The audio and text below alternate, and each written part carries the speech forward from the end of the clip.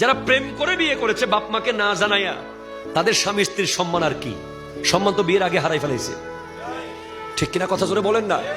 যারা বাবা মাকে না জানিয়ে অবাধ্য হয়ে বিয়ে করবে, এরা বিয়ের পরে 3টা কষ্টে ভুগবে। তার মধ্যে 1 নম্বর কষ্ট হচ্ছে বিবি তাকে সম্মান কোনোদিন করবে না, কারণ সে 5 বছর আগাগোড়া পড়ে ফেলছে বিয়ের আগে। 2, বাচ্চারা বড় হলে ভবিষ্যতে পৃথিবীর মানুষ তাকে ইনসাল্ট করবে, তোর বাপ মা তো ওইভাবে বিয়ে করছিল। ঠিক কিনা বলেন না?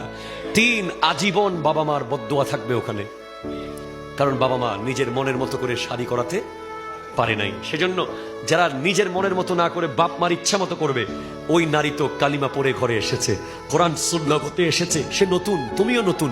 এই নতুনত্বর মধ্যে বরকত দিয়েছেন আল্লাহ। প্রথম যেদিন দেখা হচ্ছে সেই দিনের এটা প্রথম দেখা।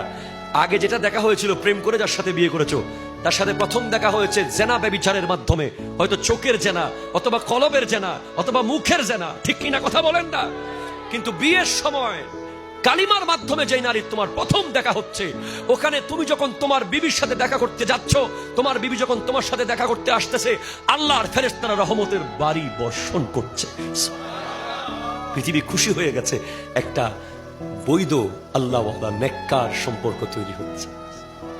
সেজন্য আমার যুবক ভাইদেরকে বলবো, বিয়ের আগে কোনোভাবেই রিলেশন করবেন না বেগানার সাথে, কোনোভাবে না। এটা থেকে অনেক দূরে থাকবেন, বাবা মার উপর ছেড়ে দেবেন। আপনি মাস্টার্স পড়েছেন, MBA করেছেন, PhD করেছেন, বিয়েটা বাপ মার ইচ্ছায় করতে পারেন না, তাহলে আপনি জীবনের সবচেয়ে বড় একটা সার্টিফিকেটে ফেল করেছেন। যদি বিয়েটা বাপ মার ইচ্ছায় করতে পারেন, আপনি বড় গলায় কথা বলতে পারবেন, আমি কি জানি আপনারা না আনছেন। ঠিক কিনা কথা বলেন না? ও যদি রানী এলিজাবেথ হয়, যদি আপনি প্রেম করে আনেন, তাহলে সে মিস্টেক করলেই, ভুল করলেই বলবে বাপ মা। ধরেন তার পরিবার ঠিক আছে, তার ঘর ঠিক আছে, তার বাপ ঠিক আছে, সমাজ ঠিক আছে, নারী সুন্দর, একেবারে সব ঠিক আছে, এরপরেও যদি একটু পান থেকে চুন কষে আর নমাতে জুস দেয়, ঠিক কিনা বলেন তো?